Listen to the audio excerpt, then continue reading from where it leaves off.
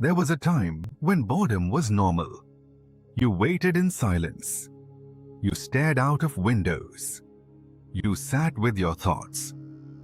You stood in lines with nothing to do. And it felt ordinary.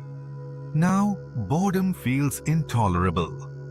The moment nothing is happening, you reach for something. A phone, a podcast, a video, a notification. Silence has become suspicious. Stillness feels uncomfortable. Waiting feels unbearable. But something important disappeared when boredom did. Boredom was not emptiness. It was space. Space for thoughts to connect. Space for ideas to form. Space for emotions to surface. Space for creativity to breathe. When you remove boredom, you remove mental recovery. Your brain now moves from stimulus to stimulus, from input to input, from distraction to distraction. There is no gap. And the gap was where depth lived. Boredom used to force reflection. Now stimulation prevents it. You no longer sit long enough to hear your own mind clearly. You no longer feel discomfort without immediately numbing it. And discomfort is not the enemy. Discomfort is information. It tells you what you are avoiding. It tells you what you are feeling. It tells you what you need to change. But constant stimulation drowns it out. You scroll instead of reflecting. You listen instead of thinking. You consume instead of creating. And slowly, your tolerance for stillness shrinks. 5 minutes without input starts to feel long.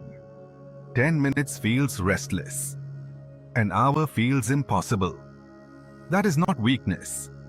It is conditioning. Your nervous system has adapted to constant novelty. And novelty releases dopamine. Dopamine feels rewarding. So your brain learns to expect it. When it does not arrive, you feel understimulated. You call that boredom. But it is withdrawal from noise. And withdrawal feels uncomfortable before it feels peaceful. The danger of losing boredom is not productivity. It is identity. Because when you never pause, you never ask deeper questions. When you never sit quietly, you never examine your direction. When you never disconnect, you never notice your discontent. Boredom once acted like a mirror.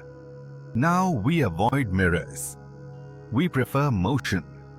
Motion feels alive. But movement without reflection is drift. You can move constantly and still go nowhere.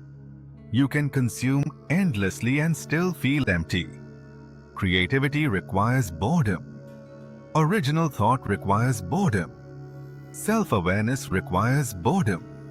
Even rest requires boredom. But we replaced boredom with endless stimulation.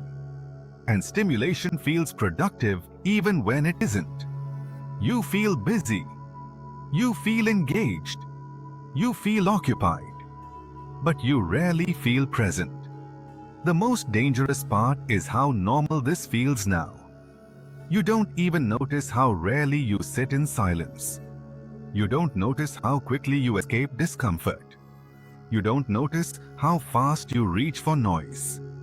Because everyone does it. But normal does not mean healthy. Boredom is not the enemy.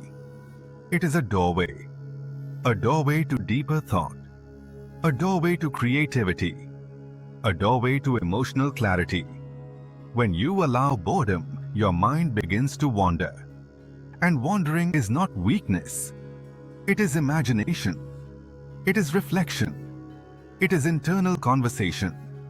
Without it, you live externally, constantly reacting, rarely originating. The death of boredom is the death of inner space. And without inner space, you can't hear yourself clearly. Try something simple. Stand in a line without touching your phone.